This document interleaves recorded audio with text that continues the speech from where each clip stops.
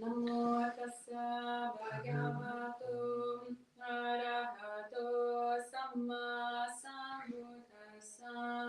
Namo tassa bhagavato arahato samma sambuddhassa.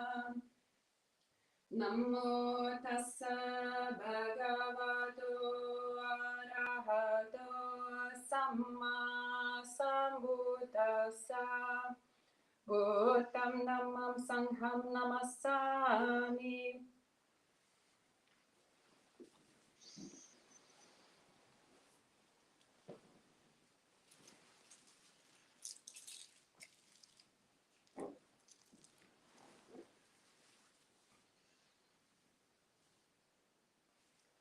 So normally before giving talks or talking to a crowd larger than one person or two people maybe, there's usually a bit of agitation that comes in my mind and a bit of anxiety. And today is actually 10 times worse because I had a little bit too much coffee.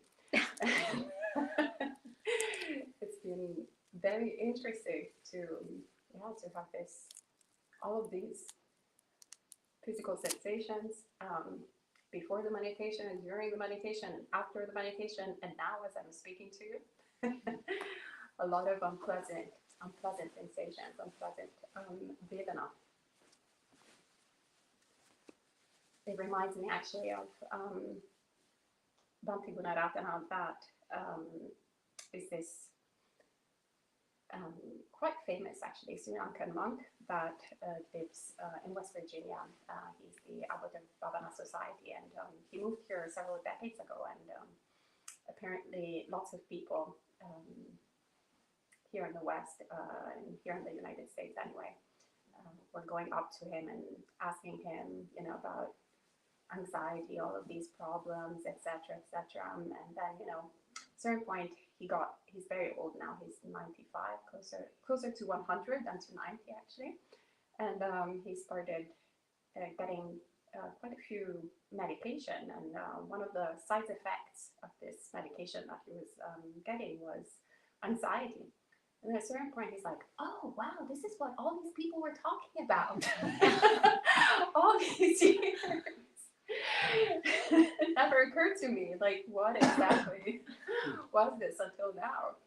And so it's interesting because actually, the whole anxiety and everything was actually very present.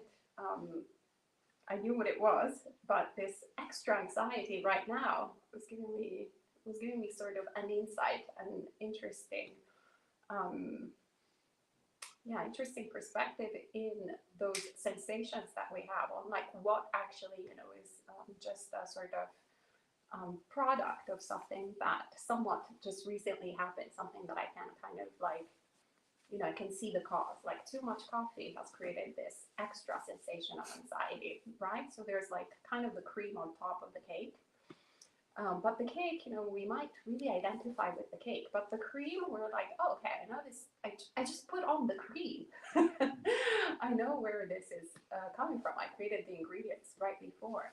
And so there's more of a sense of like something extra that gives us though an insight, and also the cake, and also how we're relating essentially to all of these different sensations that we're constantly experiencing, all of these different emotions that fundamentally are mostly just vedana that we either like or we dislike. In this moment in particular, maybe not quite liking it, but the dislike is there, but it's still like a sensation, something that we can pinpoint, something tangible.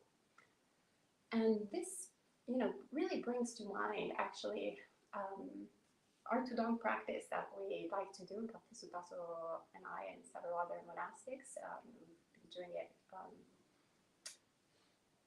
periodically, in Italy, as most of you know, that we go and start wandering and without kind of a destination, without anybody expecting us, and lots of different sleeping wherever, wherever it's suitable, or wherever it's less unsuitable, rather.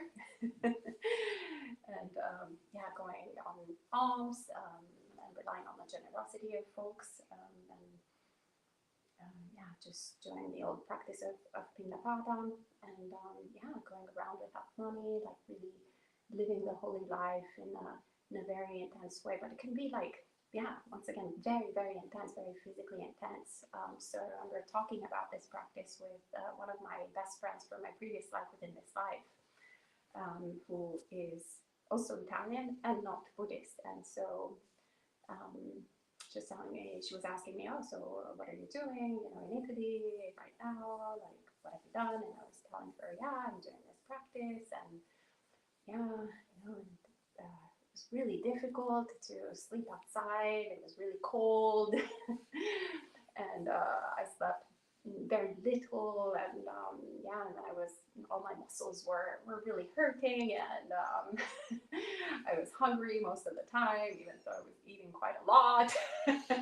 But I was walking quite a lot, you know, walking minimum of 20 kilometers a day, which I don't know still how many miles is that, but quite a bit.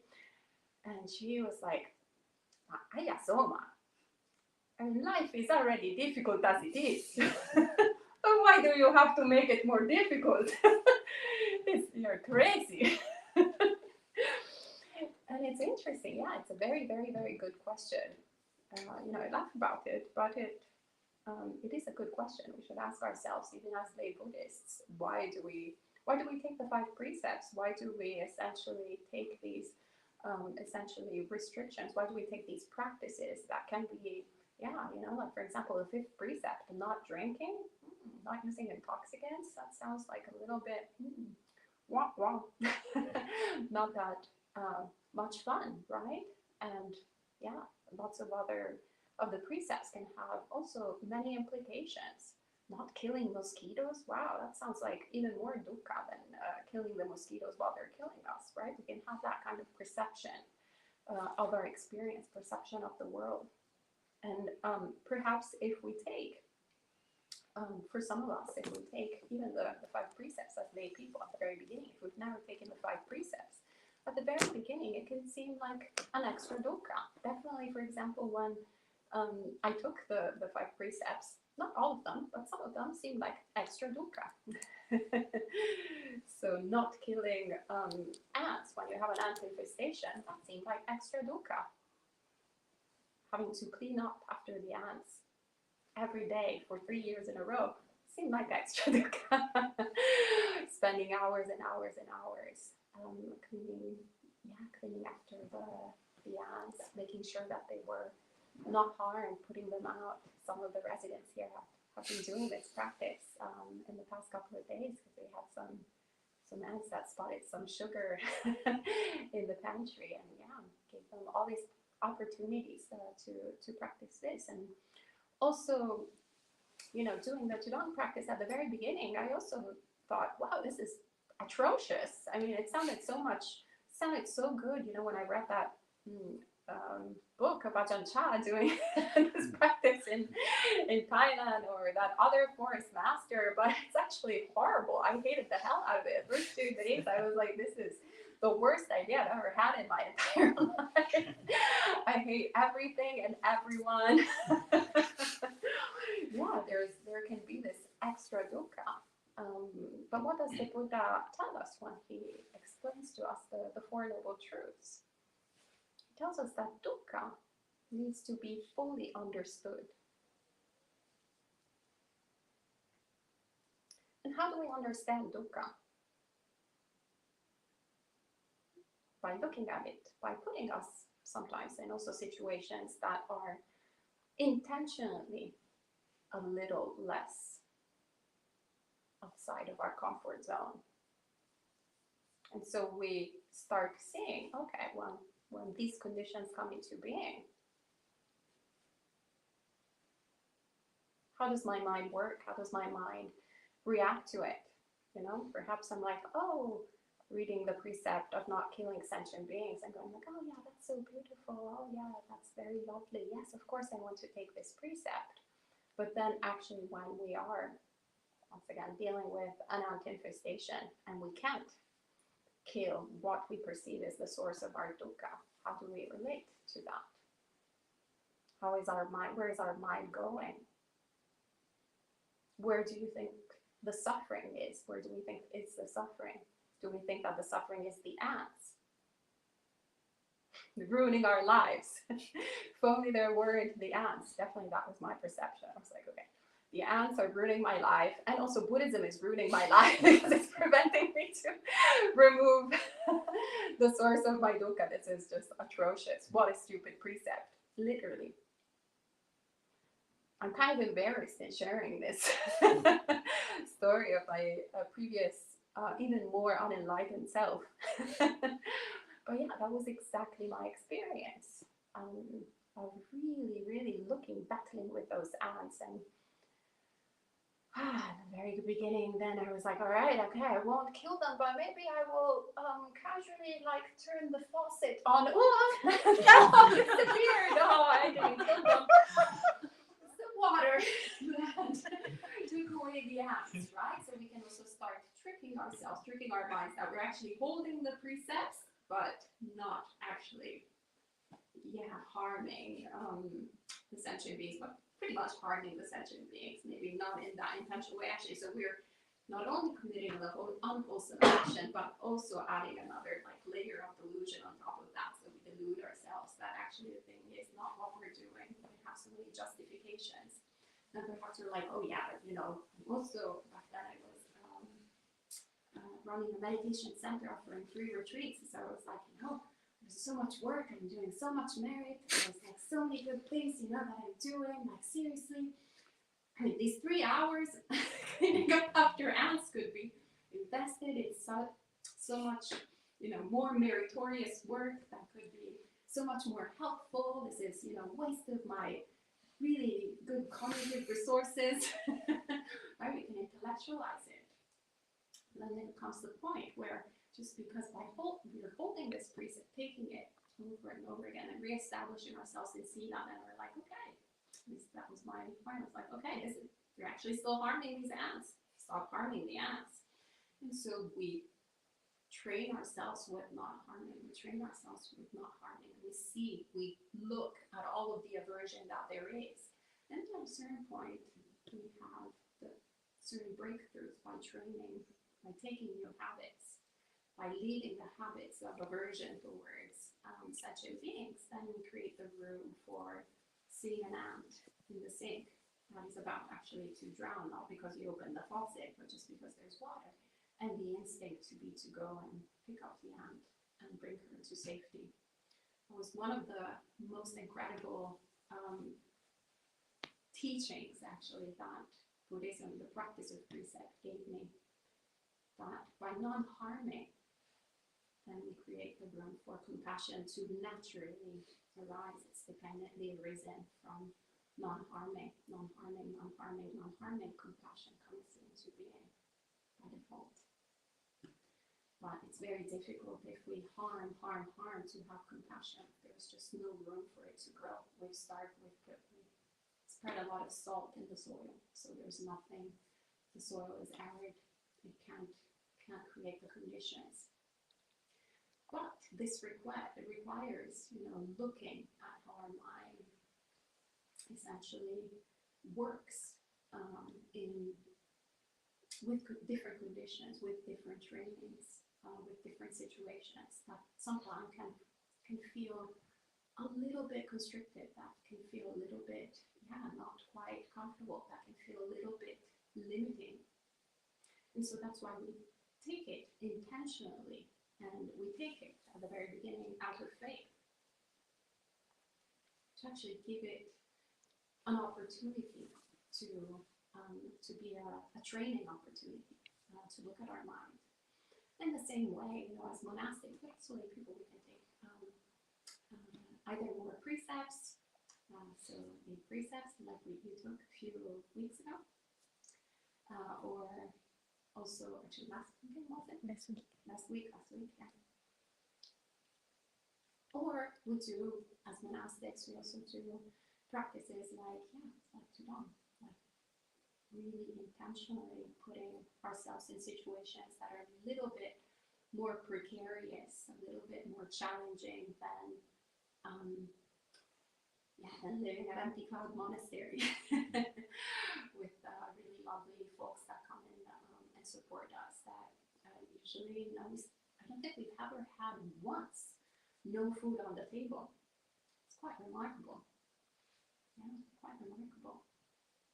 So instead, we just, you know, we configure things. We go tighten up a little bit our sort of living situation and our expectation, and we kind of start observing how does the mind deal with that? How does the mind deal? How are we actually a lot of the times acting out of simple sensations that appear in our experience? And so this is one of the biggest gifts actually that the Qigong practice has given me, has been precisely the not sleeping, precisely the having to endure, you know, these kind of intense physical experiences and watching the mind react to it, watching the mind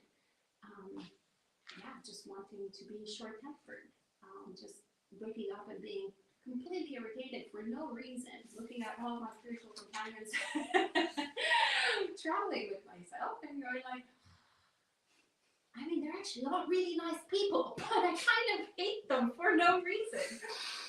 And why is that hatred present? It's not that one hates the spiritual companions. It's not that all of those things are real. It's just a reaction based on something that we're physically experiencing and that we take so seriously.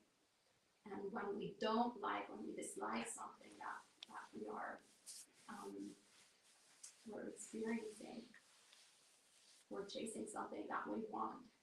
When we're chasing something that we want, we're chasing what we don't want, essentially. And what do we know? The only thing that we know that releases normally our sort of sense of dissatisfaction, our sense of suffering, is experiencing something with the senses, experiencing something through the five senses or through our mind. So when we are there, you know, where nothing is actually readily available in those situations after dawn, where, you know, one day you really want bread and that's the only thing that is not available. Another day you really don't want bread and that's all you have available. Have these stashes of bread and then we couldn't store it. So it's very interesting to see how things that we normally go like, okay, I can count on this to essentially bring a little bit of peace in the mind. Or even if, I would really like to read a book, for example, to soothe the mind, to distract the mind. And it's pitch black at night. And there's no light. There's nothing that you can read. There's nothing that you can resort to. Perhaps there's also no one to talk to. There's like very little avenues to release the suffering in the way that we normally know how to release it. And so it's a great experience to really look at that, really understand how seriously we take Vedana, how seriously we take these sensations, how seriously we take them 24/7 even when we're not in the Qigong practice. Anything. If we're attracted to people, if we're not attracted to people, if we want to talk to people, if we don't want to talk to people. It's all a bunch of different hormonal things. And what are hormones? Essentially just physical sensations that we take really seriously. We start appropriating and acting upon them. And so the more we look at this, the more we become familiar with this raw sensation, the more we start understanding how there can be a different way out. There can be a way that we don't necessarily need to act upon this. And especially if we have, different conditions, like precepts, for example, that impede us to store food, or even for lay people. Precepts here and there, not all the time, but here and there, that don't allow us to eat afternoon, we can create those conditions for letting go of our desire for something, or desire for not wanting something. Right? So we create different conditions in order to train the mind to work in a sort of different way. So essentially what the Buddha tells us to do when it comes to the second noble truth, he says the second noble truth is to relinquish. We need to relinquish the desire. And in that way, when we investigate, we understand Dukkha. We really understand Dukkha. And we understand how we relate to Dukkha.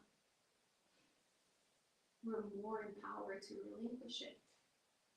And then to attain the third noble truth, to attain the end of suffering, and to develop, obviously, the fourth noble truth, all the instruments that help us in eliminating suffering. And so it's this constant gift that the Buddha gives us in so many different ways, so many different precepts, not only the ones that we've taken today, the 5 precepts, but the 8 precepts. And if you want to go further, the 10 precepts. It's a side effect that you lose hair and start wearing weird clothing. More precepts. And we tend to think of these as restrictions. We tend to think of these as perhaps something kind of negative, except if we're born in Buddhist countries, usually actually, or at least the first time, actually I met still remember some Thai friends, as soon as I had taken 311 precepts, and they were asking all of us monastics, how many precepts you want, and lay people 5, like, sad. The lay resident 8 precepts, sad, that's very good. How about you, the son? 10 precepts, sad, very good. And the Sutta, 227, sadhu. And you, 311, more than equal, sadhu. Really, really great. And why is there that excitement? It's actually incredible wisdom that is present in the culture of understanding the beauty, the gift that what we call restrictions actually are instead vehicles of liberation. And so the more we have, the better. Yeah, sign me up for more. I think that this is my theory why in Burma, the bhikkhus have thousands and thousands, or why there are commentaries and commentaries to add more precepts. It's because it actually can be really addictive. It's great. It's really nice, You want more. Yeah, because it creates all of these opportunities to investigate the mind. And to one of my favorite translations of Sila is actually not morality, but rather it's habits. So when we start thinking that we have, some, kind of terrible habits, some good habits, we have them, but some other are pretty terrible. And that the Buddha gives us these new habits as a gift. And just by taking essentially these precepts, they become second nature, and then ultimately first nature. It's incredible. Wow, yeah. Well, how incredible to have a mind that has no will to kill. So it also rhymes. No will to kill. Wow, it's great. Incredible, fantastic. Yeah. Especially because I remember when instead my mind had a different condition, a different habit. Now, I wasn't a mask mourner, I wasn't a Wolimala. But yeah, definitely actually the Wolimala of little insects. There was no understanding in this previous mind that there was anything unwholesome in that.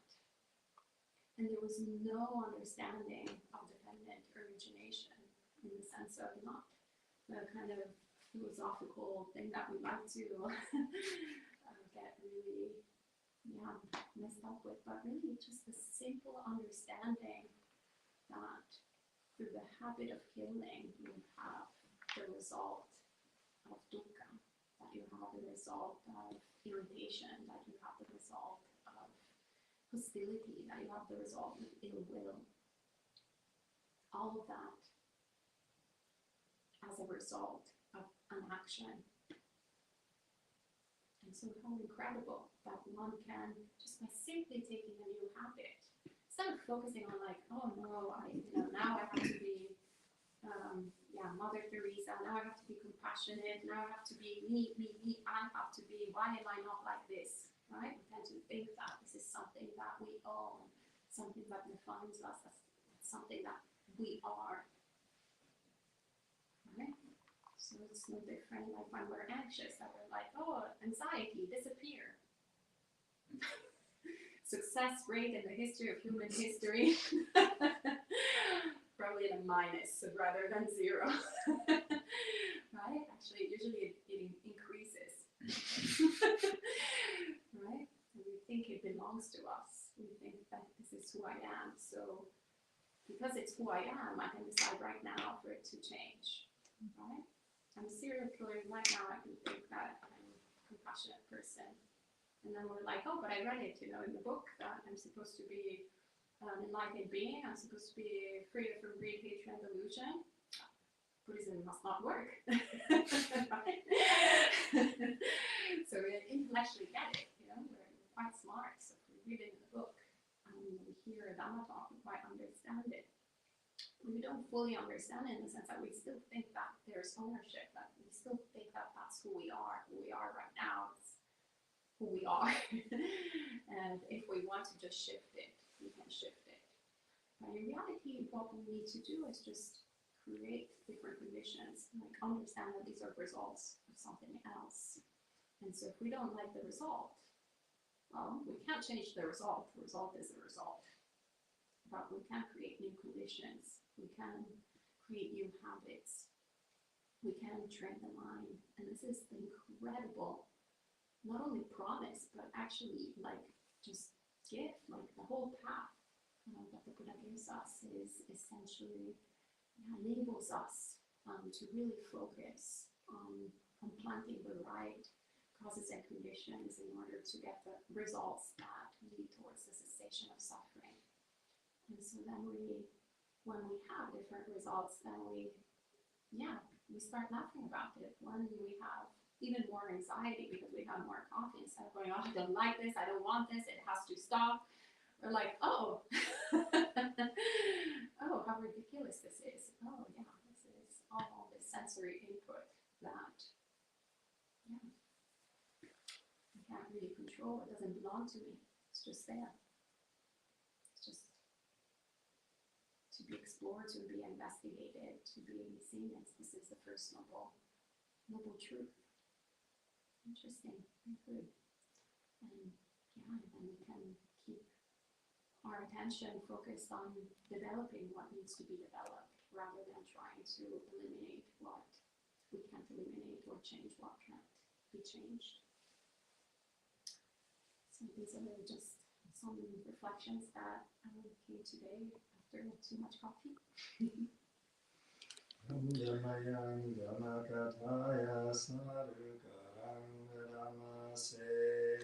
Sadhu, sadhu,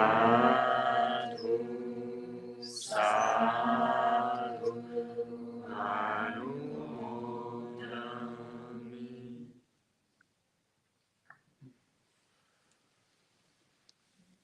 At this point, if we have any comments or questions, also for Monte Jaya, otherwise we'll do a bit more meditation. We'll do meditation anyway. But it just depends on when we start. Depends on you. Yeah, John. Thank you, Ayyā Somā. I heard it said awareness imbued with goodwill, awareness awareness imbued with loving kindness? What is meant by awareness imbued with goodwill? What is meant by imbued? How does one imbue awareness with loving kindness? Yeah, thank you. I'll share some reflections and then maybe also share some reflections.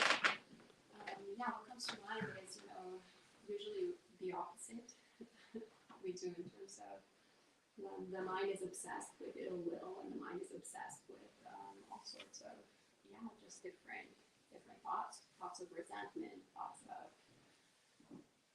any kind of thought, even without getting to the extreme of resentment. But I was thinking actually these past weeks I have been pretty busy at the monastery. There's been a lot of stuff, just at the kind of almost like a deposit, in the mind, and that makes it very difficult to see clearly. It really just sort of weights on mindfulness. Actually, one becomes a little bit more spacey, more confused. There was a point where I was having this this clear perception of just kind of being really confused because of the amount of just information and an amount of conversations, the amount of exchanges, interactions, just a lot of information out there, and then automatically sort of in here in the experience. And so just being a little bit model-minded, I think you say in English. So we tend to think in absolutes, like, I am model-minded, or I am whatever it is, or I am mindful, but rather it's, once again, it's dependently arisen.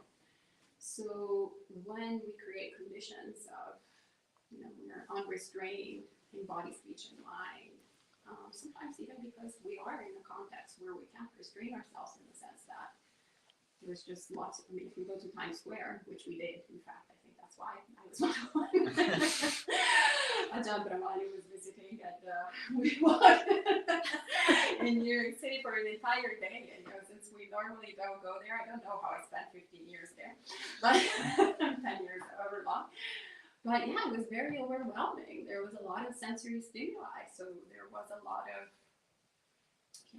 like, whoa, this is a lot, right? So, especially when it comes to resentment, especially when it comes to ill will, especially when it comes to aversion, these pernicious thoughts, they tend to obsess the mind, right? And very, very difficult to remove, whether we are in Times Square or we are in the middle of the forest. It's a whole chaotic mess in the mind, and that creates an obscuration of the faculty of awareness, the faculty of mindfulness. But instead, if we cultivate metta, a mind full of metta, and mind, it's just a nice dwelling place, it's kind of like cleaning up the room and making it all nice. And actually, Venerable Jagada's room is always when he leaves the door open, or any room that he like downstairs he set up the sewing room, like it's all nice and clean and tidy, and it uplifts the mind. He has this very neat sort of Zen way of cleaning everything up, and that's basically the mind of metta, essentially, in my mind. Whenever we do that, like everything kind of naturally sort of, like when you all cleaned up the room for Ajahn Brahmani under his guidance, everything was nice and neat and proper and and beautiful. So that's more how I see, how it imbues essentially our experience, our awareness, removes that confusion, it removes that obsession. Venerable, since you're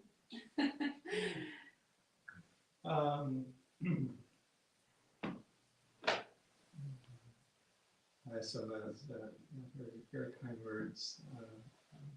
They describe that a process of, the question is, what does this imbuing mean? So we have a sense of awareness. Okay, so it's like, okay, you can see a figure with your sight, you can hear the sounds, right? Monk talking in front of you, you may be feeling the body in different places, right? There's awareness. This might be mental activity, something going on, so you're aware of that, right? So imbuing with loving kindness, I kind of, when you described it, to me it feels kind of like a skillful method, right? So, our minds pick up objects, right? And hopefully through the act of meditation, we're learning how to develop skills and habits that are more useful for directing our awareness. So we're, instead of just allowing awareness to just go wherever the, usually quite impulsive desires want it to go. So, oh, I like this, I don't like that, and so push it away. Right? That's the default, right, for people and animals. But instead, we're encouraging us to direct it in different ways. So one of the basic things we're doing in meditation is we're going to consciously choose an object. It might be the body, it might be the breathing, it might be hearing, right? Whatever the object is, we're consciously, okay, mind, this is your home, right? It's not all this other stuff, this is your home. And along with that, there's what often we may not be paying attention to. There's additional components. There's an attitude, right? There's you think of the second factor of the noble, so the second path factor of the noble eightfold path, right? It was often called right intention. Some of the sun component, yeah. And so we want to start orienting our mind around relinquishment. You have a lot of things, and this is my glass, and this is my Kleenex, and this is my water, and nobody else. Ayyā Somā, like that, Right? So it's like, oh, you can put this down. So maybe Ayyā Somā, you can share my Kleenex, and Ethan, you can, you want some water? Please have some water, right? So we're putting things down, so it's the act of relinquishment. And there's also a sense of putting down, I think I really like in the suttas, often the Buddha talks about putting down that rod, right? The rod we want to whack people or ants or cats or whoever other beings, right? There's, Teddy is he's quite a personality. A lot of times he kind of struts around like this is his monastery. This part, I still have this rod that inside me wants to, hey, this cat, he's really acting out of place. And I'm like, wait a minute, put that rod. It's not, just put it down, right? And so treat the cat with loving kindness, right? It's like, the cat doesn't, it's hungry and it's got recently a taste of human food, so it's like, oh, wow, human food, this is great. And so we try to embrace all beings, right, with a sense of loving kindness. So there's an attitude shift, right? And so that awareness, that we're practicing meditation, we're also bringing in a shift in attitude. So I interpret that saying like awareness in view of loving kindness, or as awareness in view of compassion, is like constantly shifting that attitude. So we're checking in from time to time during meditation or just during the normal course of our life, and what's my attitude right now? And so it's like, and usually for myself, it's often a mixture. It's not. It's not exclusively like loving kindness. It's not exclusively ill will or hatred. But I'm not sure. Okay. So if I know I want to go over here, and my ship is pointed over here, right? Okay, I need to orient more this way, right? Hopefully, it's not that completely off. Sometimes you feel like that, and then you go, whoa, and that mind's full of ill will and hatred and greed. I'm really off course right now. Or maybe it's like, oh wow, like my mind's full of, thoughts of kindness and goodwill, and I want everybody to do well and happy, and I don't need anything. And you're on the right course, right? This is the mind is really starting to fulfill that second path factor. And so that's giving you an idea by checking it from time to time. Oh, okay, so I need to, imbue this with loving kindness. I need to right this ship. So that's how I would interpret that saying.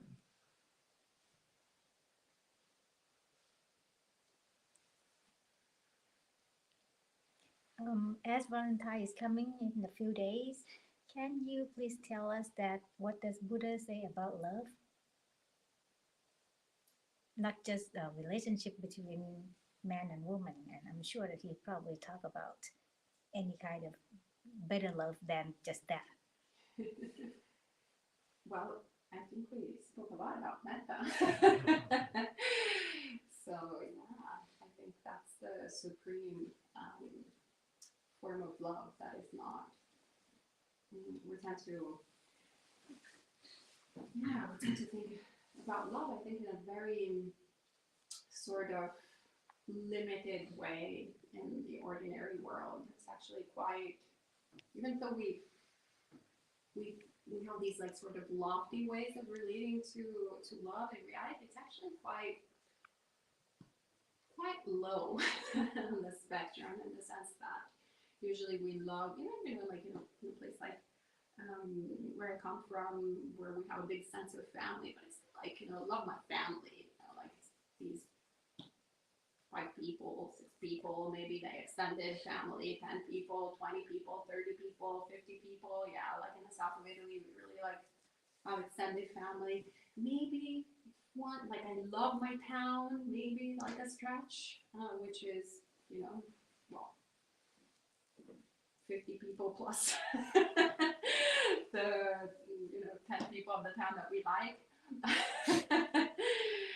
So it's very limited. The ideal that we have instead of loving kindness is every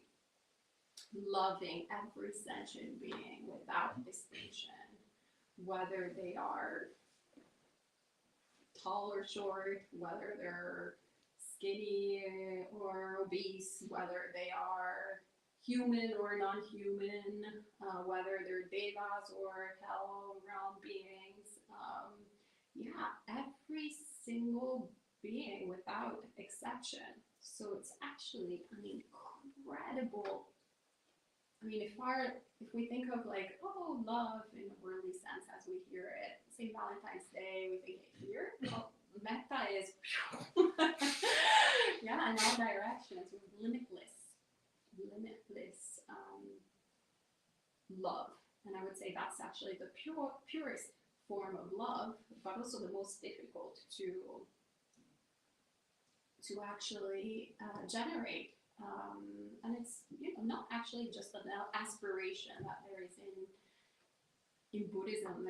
I feel like it's an aspiration pretty much in also lots of different religions. Definitely, for example, in Christianity, Jesus says, "Love your neighbor like yourself." But I think here in the US you say, "Good fences make good neighbors," or something like that. There's a saying, "Good fences make good neighbors." What did you say? Good fences make good neighbors. Good fences? Friends. Yeah, Friends. fences. Good Friends. friendship. Friendship. Oh, good No, The fences. fences. Not the fence. Oh, the The fence? fence. Ah. Yeah, because there's the realization, there's the aspiration, love your neighbor like yourself. But usually your neighbor, is not as nice as our neighbor that came like just before. At least, yeah. Right? Like, if you really are, lucky, you'll have good neighbors. But the majority of neighbors, that's why we have fences usually between houses and houses, might plant things that you don't like, or you might plant things that they don't like, or you might have pets that they don't like that go in their, in their grass and so forth. We had chickens, for example. At a certain point, when the chickens went to the neighbor, and the neighbor was not happy. So there can be all of these different things. The neighbor might be in a bad mood. You might be in a bad mood. So there is the aspiration to love someone like yourself. Granted that you love yourself to begin with. That was another story. But in reality, how do we actually generate that? So the Buddha, what I find really helpful about Buddhism is that not only there is this, the aspiration, but there's also the tools and the means to create, to empower pretty much everyone to develop that aspiration. And of course, it doesn't happen not overnight, but as I was describing earlier, for example, just by not killing, one creates the room for compassion. Rather not harming, just by the intention, as Venerable Java was describing, it's very important once you develop, well, first you have the right view that that is unwholesome, and then you start developing this aspiration of not harming others, that then creates room for compassion to arise, and for the wish for everyone to be happy, for love to arise, because I feel like love is actually dependently arisen by compassion. So to truly love someone is to truly understand where they're coming from. So most sentient beings will act unskillfully in one way or the other. And so usually, when even like the most saintly person does something, an unwholesome action, or something that we don't like, perhaps something, just not nice towards us, usually that person in its entirety, sort of like, oh, that's a bad person, right? Maybe up until 2 minutes ago, we're like, oh, what a great teacher, what a lovely person, oh, my best friend, and then they do something unwholesome, like, oh, they're awful. Nobody should talk to them. Nobody should listen to them, right? Like, we can shift in that way because we tend to not focus on the action, but we tend to kind of equate that to that person. But the more we learn about ourselves, the more we learn about Dukkha and the cause of Dukkha, the more we start seeing the universality of essentially greed, hatred, and delusion. And the more we're like, oh, okay, I'm acting right now based on greed, hatred, and delusion. Oh, he's acting out of greed, hatred, and delusion. Oh, she's acting out of greed, hatred, and delusion. They're acting out of greed, hatred, and delusion. We start trembling together. We start understanding this human condition. And that, I think, creates more openness, at least in my experience, to go, rather than Ethan is either a saint or the devil, depending on whether he does something that I like or that I don't like. Instead, we can start thinking that action is kusala, that action is akusala, and of course, some actions will be akusala, so unskillful, rather than skillful, because of the nature of unenlightenment, because of all these defilements that we have, because this is a human condition. And may he be happy, may you be happy, may she be happy, may they be happy. If people would be happy, they wouldn't act out of defilements, right? So if everyone were enlightened, right? Like we want for all sentient beings to be happy, because if they were, then there wouldn't be any problems for themselves and for others.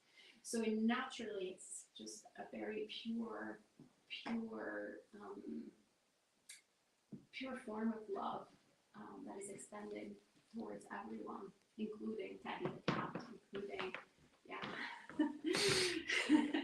when he unskillfully, he was killing all the ants the other day, so we can go out there like, oh, they're a horrible sentient being, killing other sentient beings, or we kind of understand, actually I was precisely doing that, actually, even as a human, so like, no, in a human rebirth, I did that, right? So we understand it a little bit better. We understand, we start trembling together, like, oh, I'm not that superior to Teddy. We're just struggling together and make him be happy. And we can meet him where he's at, rather than expecting him to be a holy being just because he lives in a monastery. So what love is the highest love in Buddhist? Metta, yeah. Is it the highest? Nothing higher than that? Well, I would say the four brahmi had us together. But maybe That is the Bangladesh. highest love in Buddhist way? Yeah, that's a good answer. The four Brahma Viharas. Metta, Karuna, compassion, Mudita, kind of joy, sympathetic joy, and Upekkha, it's all, equanimity, but that balance of being with beings and their highs and lows. Yeah, I was thinking about equanimity, that willingness to and that capacity to be with another being, whether it's your partner or your children or siblings or parents, other people that you know, and yeah, to see them as beings that experience dukkha, right? And beings that have different, they're acting out of different amounts of greed, hate, and delusion, right? Or maybe more noble qualities, and you try to see it like that, as I was very good at pointing out, as opposed to seeing them as like a solid personality that's making these, conscious choices to, irritate me, or irritate me to hurt somebody else, right? That's the sort of tendency of the mind.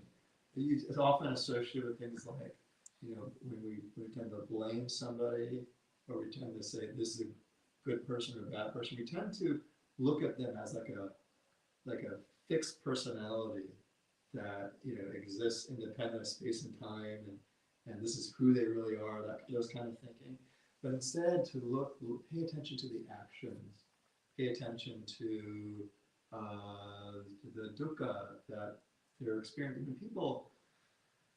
When people behave in unskillful ways, it's when you really start to look at it more closely, it's people don't know what they're doing. It really is, really, I was actually kind of thinking about. I was talking to Methiko a little bit earlier today, and we were talking about the plight of animals. Like for example, something Teddy. Many people have pets that we take good care of, right? So they're very well taken care of, and there are many pets that aren't well taken care of. They're abandoned, right? People have them for a short period of time, or they abandon them, or they don't spay or neuter them, so they reproduce and have lots of children, and they're not taken care of, and so they go to pounds, and often they're put down or killed, right? Because then we can take care of them, and that's like so that's the more dark side of having pets. And there's also like the really incredibly painful reality that many animals experience in the farms for slaughter, right? Really, really painful. Like you really kind of look at what's going on. Wow, this is really painful. And so I remember kind of thinking like, would I rather be, let's say a chicken in this sort of situation, or would I be like the person who is slaughtering the chicken, right? When I started to think about that, I was like, I think I'd actually rather be the chicken, because I know enough about the pain, like you're basically almost killing part of yourself every time you engage with this, and so this is an incredibly painful experience for everybody involved, right? And so when you kind of start to see it like that, as opposed to, oh, these people are bad, that sort of way of thinking about things, I wish we can do that, but I haven't found it lead to much good. But when you think about it in terms of dukkha and pain and delusion and greed and hatred, then there's a capacity to start sympathizing with everybody involved, right? And you go, oh, okay. There's a lot of dukkha here. There's a lot of misunderstanding here, and how to what can is there something I can do here, or is there? And so if we think about that, then we can think, people in our lives, right? People in our lives that they do things that may not make sense to us. Often our family, I actually was talking not to go back, many family members are I'm often very confused by it. I understand where they're coming from. But it's like, oh, okay. They're family, and maybe they're operating out of kind of their own misunderstandings of things, and so it's like, oh, how can I be with that? And so the Buddha gives us these tools, right? He gives us the tools of the Brahma Viharas so that we can cultivate, right? This, like what I said, like you cultivate, this is the highest form of love you give, but also these other tools of like anatta, not just seeing our own, experience as not being something we have complete control over or complete ownership or mastery over, but starting to understand other beings are similar. There's not like a fixed, solid personality here, but beings are also operating from their own conditioning and their own kind of trappings of delusion. So hope that helps. And this is for context of Valentine's Day? Yeah. What day is Valentine's Day? It's Tuesday. Tuesday, the 14th. I was thinking, one thing about, it's nice, I think, about holidays, there's Valentine's Day or Christmas. But, one nice thing, we can do is, it's like, why not, instead of just February 14th, we do something nice for a partner. Why not every 14th, right? Every day. Or every day. That'd be even better, right? Do something nice, unexpected, right? Right? Your partner's not looking, you just hug them and then you run away.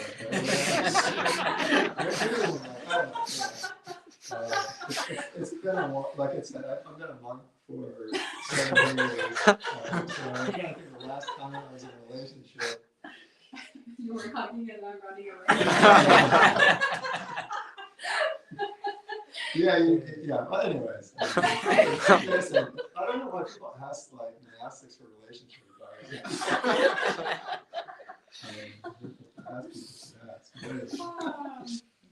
That's satisfying. Yeah, I'm not asking about that kind of relationship. But yeah, I would say all the four Brahma Viharas, essentially, or the definition of love, which is much better than the definition of February 14th. Yep. Yeah, I wanted to ask for some inspiration for noble silence and keeping noble silence. And as most of us here, the residents here, are going to be keeping noble silence over the next week, I do see like some tension with that, but I also recognize that the times that I've kept noble silence and really kept it in terms of, not reading, not gesticulating, not, making eye contact with people, etc., have been really fruitful. I just would like to hear some inspiration to help me actually maintain that and keep that with integrity. Yeah, thank you, Daniel. Yeah, it's very good. Here we don't keep noble silence all the time, just sometime here and there to create, this sort of training opportunity. Whenever we're keeping noble silence, we're training ourselves essentially to, it's kind of like fasting in a way. You don't want to fast all the time because you have a body and you need to nourish it. But what he was saying in his eye, that goes something along the line, appetite comes through eating. And the more you eat, the more you do something, the more you have a taste for it. And so for anyone who's done a period of fasting, like water fasting, it's actually very interesting to see that, how the body reacts to it. So the body usually, the very beginning goes insane, like in all sorts of cravings. And usually it's kind of junk food-ish cravings for the first couple of days. And there's just a lot of going on in the mind. But then if one like keeps up with it. This I'm talking about, this is not a Buddhist practice. It's just water fasting, detox sort of practice. And if one keeps doing that, then after a while, actually the mind starts becoming a little bit comfortable, kind of like the hunger also starts disappearing. And then another type of hunger starts happening, which is a hunger for nutritious food. So I remember the first time that I did this water fast, it was very interesting because then the only thing that I craved, quote unquote, was nothing actually. The only thing that I desired was nutrition for the body, which was vegetables, which was like whole foods rather than like fries and like whatever type of food I liked normally. And so it's the same thing with a noble silence. Once I remember the first retreat I did actually that I went. Actually, I did it at Bhavana Society, place that I was talking about earlier. I remember doing this retreat, and at the very beginning it was difficult, not to talk to people, especially because there were lots of different people, that seemed interesting, and there was a strong habit of socializing, of like blah blah blah, like I want to do this, and stuff. So there was a lot of that momentum, and then after a while, it was like, oh, I should have a great time in this monastery, like in silence. It's kind of like very peaceful and nice. And then after the retreat was over, there was only the sort of need to communicate in a meaningful way. No like kind of urge to small talk, no urge to like talk about frivolous things, no urge to talk about the weather or the food or this or that. It was just more of a different type of quality of speech. And so sometimes we need to train ourselves with abstinence in order to be able to let go more easily of the unnecessary. And so this is a practice essentially that, the analogy with the food, I think for me was very pertinent because it just comes naturally. You create the conditions for wanting to just have things that are nourishing. So Buddha also speaks in that way actually in terms of nutriment, like what are we feeding our minds? It's not terribly different than what we're feeding our bodies. And so, we do a period of fasting, then we can we're empowered to make better choices for for what we're putting in our minds and what we're sharing also with other minds. I know if that is helpful. Better? Tana is what comes to mind. So you'll be sharing the space with a number of other monastics and residents, and it's like, oh, Venerable so and so really appreciates silence. I have to give them this gift of silence. There's a term for not a monastic, but what is that called? Like if I were to give a title to Upasaka. So Upasaka Ethan, I want to give Upasaka Ethan the gift of silence. May he attain deep samadhi. May he be like, like Ajahn Brahmali was just here, and of course he's a student of Ajahn Brahm, and so I remember when I first went to a monastery and stayed there, I didn't know what it was, but I just had this like idea, like monks would be like in like these back rooms, like just meditating, like in jhana or like floating in the air, and like I didn't want to like disturb them, and so I just had all these fantasies, and and so I was just like imagine like Ethan, like just like really still and like just on the cusp of like entering jhana, and so you just don't want to even you just imagine this. I'm exaggerating a little bit, but not too much. I'm just trying to give you kind of a sense of giving the gift of silence for others. Because it's not like you know what the experience of silence has done for you, so you're giving a gift to yourself, but there's also a way of giving a gift to other people. So that's another way of thinking of it as well. And how about when I'm interacting with visitors who come to the monastery who maybe don't want that gift?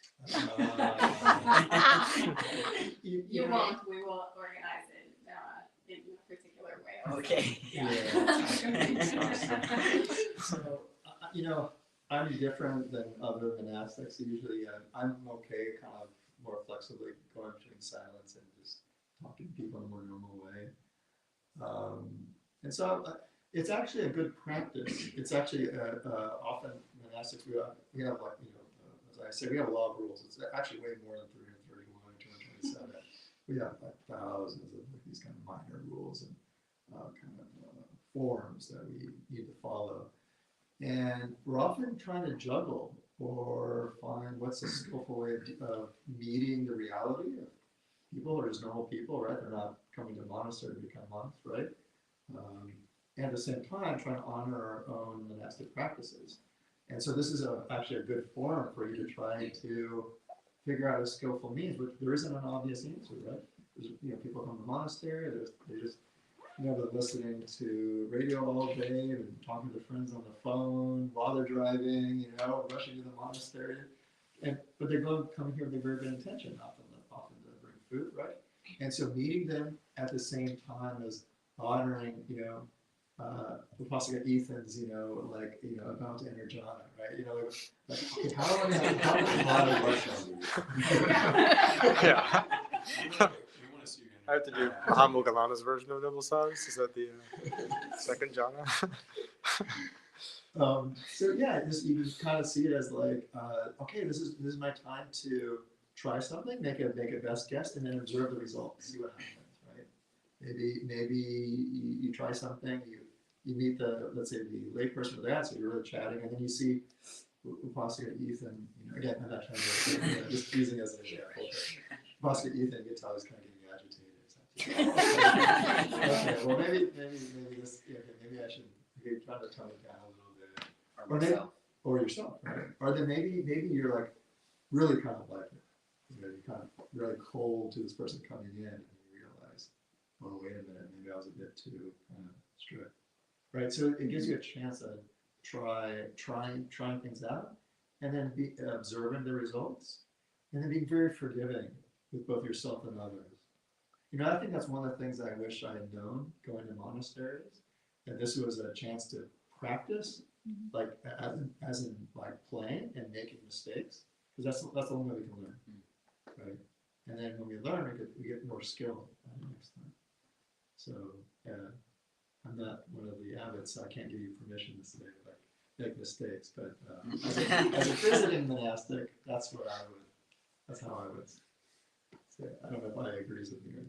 Well, what I would say is that since we're talking about noble silence, we can go straight into meditation right now and practice now a little bit of noble silence.